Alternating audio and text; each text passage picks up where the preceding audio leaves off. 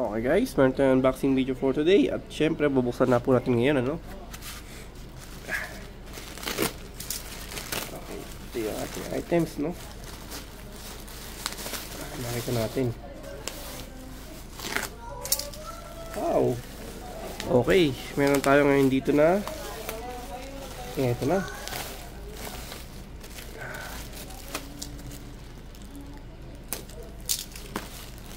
Wow! Check natin, below po siya, no?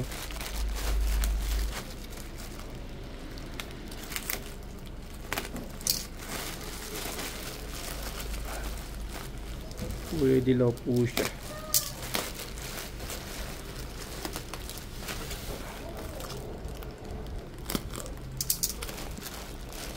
Okay. Actually, mabigat siya, no? May kabigatan din siya. Ah, sira na yung plastic. Okay. So, eto na. Meron tayo dito Motowolf, no? Motowolf siya.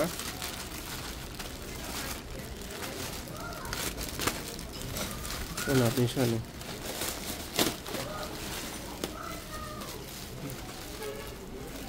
Okay. Alright, so meron tayong Motowolf dito na okay, texture niya para siyang kapote. Para siyang lona, no? Ano, kaya para masabi natin waterproof siya. Motowolf. Then dito good sa.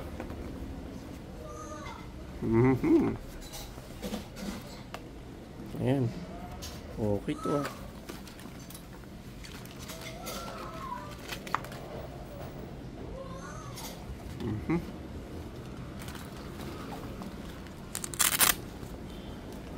PVC fabric yun. PVC pala yung fabric niya. Kaya para masasabi natin dito siyang waterproof pala siya. Okay, so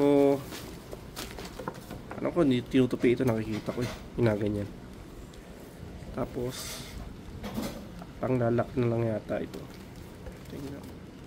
So, ano. Anyway, so we will figure out paano siya yan, no? Tapos meron siya dito. Ay, may lock pa dito, no?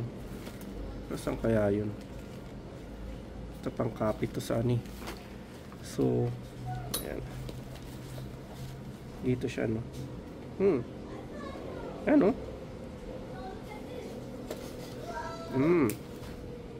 Ito pang gitna yata ito eh. So anyway, we will check lang paano siyang gamitin o paano siya may lalagay. So ito yung isang piraso, dalawa kasi yan. Check natin ito isa. Ayun siya, oh. Bumper bag ang tawag sa kanya, no? So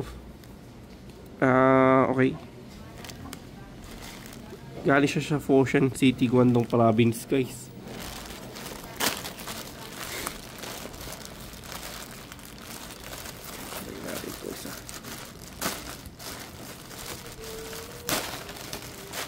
Okay.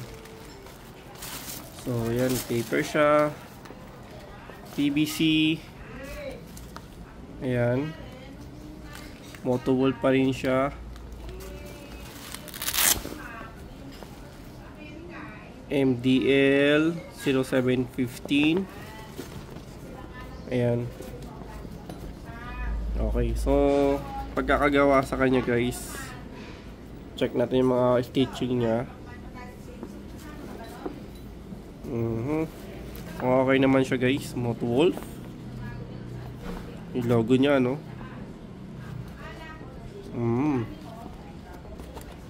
Okay.